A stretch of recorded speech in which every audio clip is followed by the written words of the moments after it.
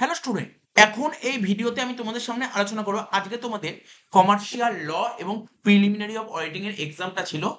এই এক্সামের কোশ্চেন পেপারটা আমি হাতে পেয়েছি এবং এর কারেক্ট এমসিকিউ সলিউশনগুলো নিয়ে তোমাদের সঙ্গে ডিসকাশন করছি। এবং তোমাদের আজকের পরীক্ষা কেমন হলো তোমরা অবশ্যই কমেন্ট বক্সে কমেন্ট করে জানিও। এবং তোমরা এই যে এমসিকিউ অ্যান্সারগুলো করছি এর মধ্যে তোমরা কতটা সঠিক করতে পেরেছো, 24-এ কত নাম্বার স্কোর করতে পারছো, তোমরা অবশ্যই কমেন্ট বক্সে কমেন্ট করে জানিও। এবং তোমাদের সাজেশন থেকে কতটা হেল্প হয়েছে এটাও তোমরা কমেন্ট বক্সে কমেন্ট করে জানিও। তো চলো সময় নষ্ট না করে আমরা এক একটা করে এমসিকিউ অ্যান্সার গুলো দেখে নিচ্ছি। প্রথমে বেঙ্গলি ভার্সন। ভারতীয় অংশীদারি আইন কোন সালে প্রবর্তিত হয়? 1932 সালে। একদমই সোজা কোশ্চেন দিয়েছিল।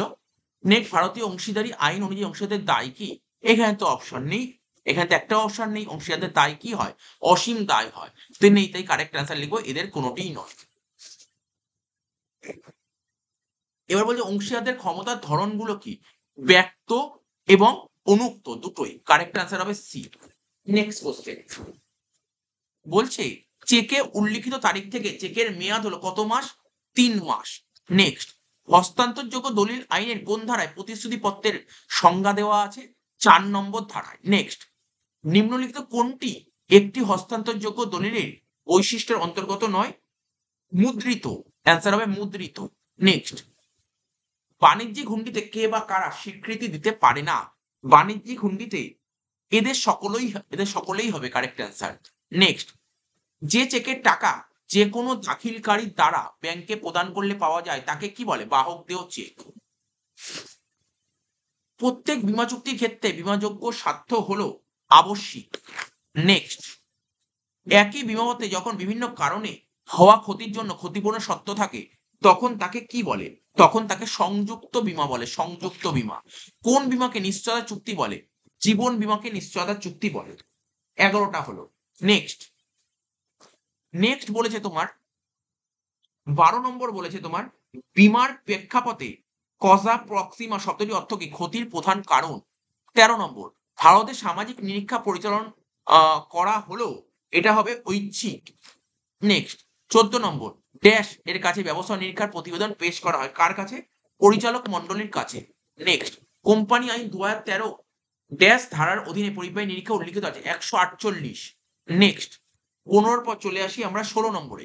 নিরীক্ষা সংক্রান্ত নথিপত্রের অধিকার কার ওপর ন্যস্ত থাকে? নিরীক্ষকের ওপর। নেক্সট, সম্পাদিত নিরীক্ষার কাজ ড্যাশ লিখে রাখা হয়? নিরীক্ষার ফাইলে। নেক্সট, নিরীক্ষা সংক্রান্ত নথিপত্র ড্যাশ সংরক্ষিত থাকে? নিরীক্ষা ফাইলে। নেক্সট, নমুনা পরীক্ষা যে ক্ষেত্রে উপযোগী নয় সেটা কি? মৌসুমী শিল্প। এবার আমরা চলে আসি, এবার আমরা চলেছি 19টা হয়ে গেল। এবার আমরা চলে আসি 20 নম্বর। 20 নম্বর কি বলছে? নিয়ম মাফিক পরীক্ষা হলো একটি ড্যাশ পদ্ধতি চিরাচরিত। ঠিক আছে। নেক্সট, 21, হিসাব বইতে লেনদেনের যথার্থতা যাচাইয়ের উদ্দেশ্যে প্রামাণ্য দলিল পত্রাদির পরীক্ষাকে বলা হয় ভাউচিং। নেক্সট, 22টা নিম্নের কোনটি ভাউচার নয়? ব্যাংক বিবরণী। নেক্সট, পণ্য বিতরণ নোট কোন প্রকারের লেনদেন সম্পর্কিত ভাউচার? ঠিক আছে, এটা হবে বিক্রয় সংক্রান্ত।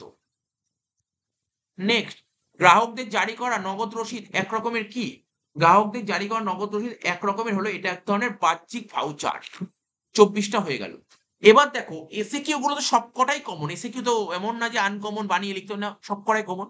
বলেছিল কি নিষ্ক্রিয় অংশীদার কাকে বলে? তো যে অংশীদারি দলিল বলতে কি বোঝো? তারপর এর সঙ্গে অরে দিয়েছিল একজন নাবালক অংশীদার যে কোনো একটি অধিকার উল্লেখ করো। নেক্সট বলেছিল বাণিজ্যিক হুন্ডি ও চেকের মধ্যে যে কোনো একটি পার্থক্য উল্লেখ করো। ঠিক আছে তো। নেক্সট বলেছিল বাণিজ্যিক হুন্ডির স্বীকৃতি দান বলতে কি বোঝো? অরে এসেছিল একটি প্রতিশ্রুতি পত্রের গ্রাহক কাকে বলে? তাহলে বীমার প্রেক্ষাপটে সমর্পণ মূল্য বলতে কি বোঝো? দেওয়া ছিল কোশ্চেনটা। সমুদ্রগত বীমা কি? অরে এসেছিল জীবন বীমার ক্ষেত্রে মনোনয়ন কি? সামাজিক নিরীক্ষার যে কোনো একটি উদ্দেশ্য ব্যক্ত করো। ব্যবস্থা নিরীক্ষক কি? এর সঙ্গে অরে এসেছিল শেয়ার গ্রহীতাদের দৃষ্টিকোণ থেকে পরিবাহী নিরীক্ষার যে কোনো একটি সুবিধা উল্লেখ করো। এবার বলেছিল নিরীক্ষা স্মারকলিপি কি? অরে এসেছিল নিরীক্ষার ফাইলে দুটি প্রকারের নাম উল্লেখ করো। নিরীক্ষা সংক্রান্ত নথিপত্র বলতে কি বোঝো? ভাউচার কি? নিয়মমাফিক পরীক্ষা ও সত্য যাচাইকরণের মধ্যে একটা পার্থক্য উল্লেখ করো। অরে এসেছিল সত্যতা যাচাইকরণের সময় বিচার্য যে কোনো একটি গুরুত্বপূর্ণ বিষয় উল্লেখ করো। সব কটা এসে কেউ কমন, একটাও আনকমন আসেনি। নেক্সট দেখো, বড় কোশ্চেনও সব কমন এসে দেখেছি। বলছে একটি অংশীদারি কারবারের যে কোনো 4টি উপাদান ব্যক্ত করো।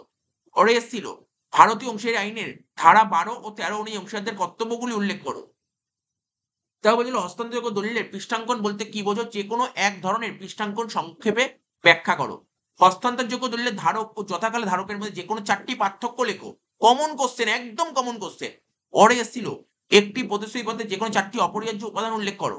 নেক্সট, বীমার নিয়মাবলী লিখতে বলেছেন, বীমার সাধারণ নিয়মাবলী। তারপর যে ব্যবস্থা নিরীক্ষার সীমাবদ্ধতাগুলি বিস্তারিতভাবে আলোচনা করো। নমুনা পরীক্ষার যে কোনো 4টি সুবিধা উল্লেখ করো। পরে এসেছিল নিরীক্ষা পরিকল্পনার উপর একটি সংক্ষিপ্ত টিকা লেখো। তারপরে কোশ্চেন, একটি নতুন নিরীক্ষা কার্য শুরুর পূর্বে যে প্রস্তুতিমূলক পদক্ষেপগুলি নিরীক্ষককে গ্রহণ করতে হয় তার যে কোনো 4টি উল্লেখ করো। তো যে সত্য যাচাইকরণের যে কোনো 4টি উদ্দেশ্য উল্লেখ করো। পরে এসেছিল একটি বৈধ ভাউচারের যে কোনো 4টি উদ্দেশ্য বৈশিষ্ট্য উল্লেখ করো। এবার 6 নম্বরে যে দুটো কোশ্চেন লিখতে হয় ল এবং অডিট থেকে মিলিয়ে, বলেছে কি একটি অংশীদারি কারবারের নিবন্ধনের আনুষ্ঠানিকতা আলোচনা করো। পরে এসেছিল একজন অংশীদারের অনুক্ত ক্ষমতার যে কোনো 6টি সীমাবদ্ধতা উল্লেখ করো। নেক্সট, কার্য সম্পাদন নিরীক্ষা কাকে বলে, এটির উদ্দেশ্যগুলি আলোচনা করো। অর করে এসেছিল পরিব্যয় নিরীক্ষা কাকে বলে, পরিব্যয় নিরীক্ষা ও আর্থিক নিরীক্ষার মধ্যে পার্থক্য লেখো। ঠিক আছে? তো এবার দেখো ইংলিশ ভার্সনের অ্যান্সার গুলো তোমরা দেখে নাও, অ্যান্সার গুলো দেখে নাও, যেগুলো ভুল হচ্ছে আমি এগুলো কারেকশন করে দিচ্ছি।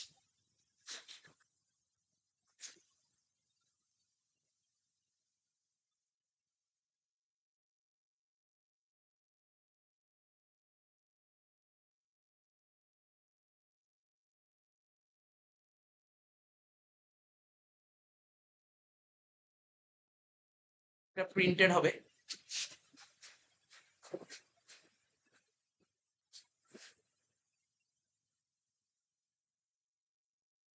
এটা ভুল করেছিল, বিআরআর চেক হবে।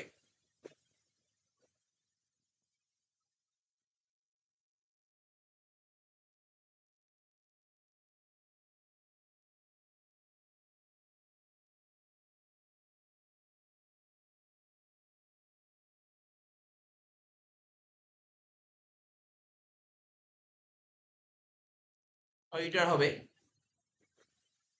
Audit file. নেক্সট কোশ্চেনটার অ্যান্সার অডিট ফাইল দাগ দিয়েছে স্টুডেন্টস। এটা সিজনাল ইন্ডাস্ট্রি হবে।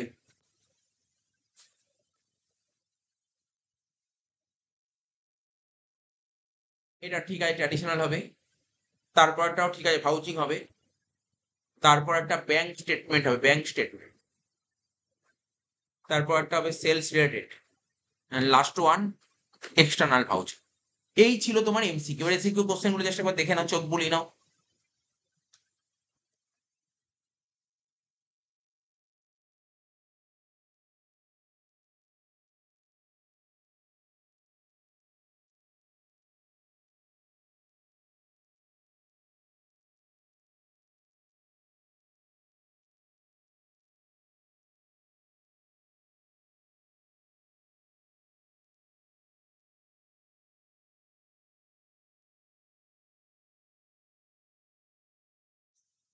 ঠিক আছে, এই ছিল তোমাদের পেপার।